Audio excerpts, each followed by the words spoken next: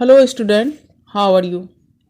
तो आज हम इस वीडियो में class 4 chapter 5 the northern and the coastal plain को पढ़ेंगे। तो चलिए स्टार्ट करते हैं।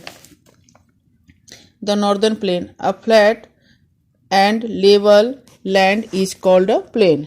The plain is of India include the northern plain and the coastal plain. It means उत्तरीय मैदान। नॉर्दर्न प्लेन का मतलब होता है उत्तरीय मैदान।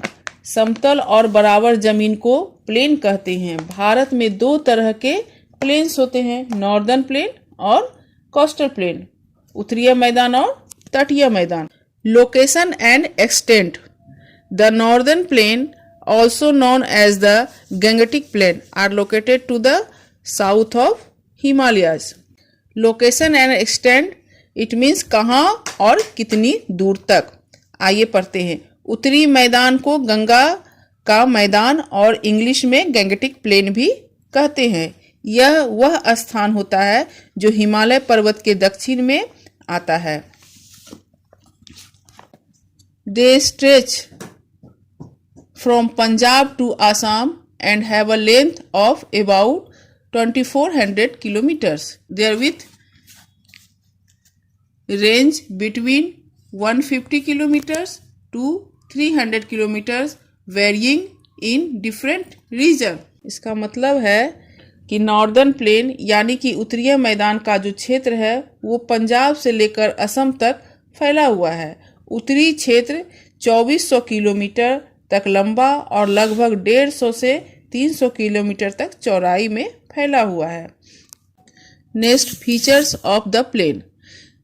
These plains are drained by three big rivers, the Ganga, Indus and Brahmaputra and their tributaries. Plains का मतलब होता है, फीचर्स ऑफ द प्लेन्स का मतलब होता है प्लेन्स के कुछ गुण।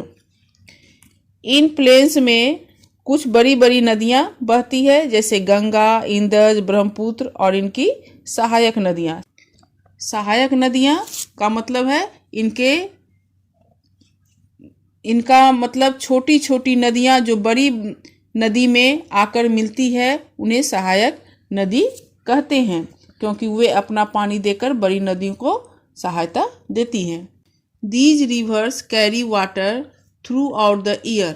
They also bring with them broken pieces of rocks and sand and silt. These fine silt deposits by the river is called alluvium. It is fertile and very good for crops. यह नदियाँ सालों भर बहती है। यह अपने साथ छोटे छोटे पत्थर के टुकड़े, बालू और मिट्टी यानी कि सिल्ट भी लाती है, और जो सबसे बारीक मिट्टी होती है उसे एल्यूवियम कहते हैं। यह एल्यूवियम खेती के लिए बहुत ही उपजाऊ होती है। The plains enjoy the benefits of perennial rivers and good amount of rainfall. Plains जो होते हैं वो इन 12मासी नदियों का और वर्षा का लाभ उठाती है। 12मासी इसलिए क्योंकि यह सालों भर बहती है। Hence they are suitable for crop like wheat and rice and are rightly called the food ball of India. और इसलिए यह गेहूं, चावल जैसे धानों के लिए सही जमीन होती है।